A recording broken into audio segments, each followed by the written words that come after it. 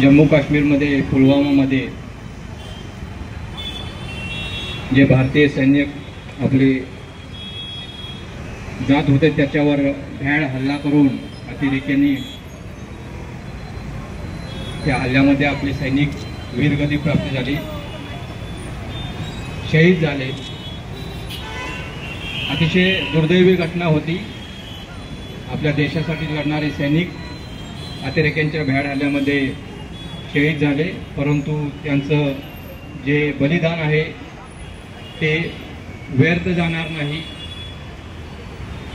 आपली पिढी असेल, आपल्या नंतरच्या येणाऱ्या पिढी असतील, त्यांचं बलिदान सदैव सर्वांच्या लक्षात राहील आणि ते शौर्याची बलिदानाची परंपराला आपल्याला ठेवली पाहिजे।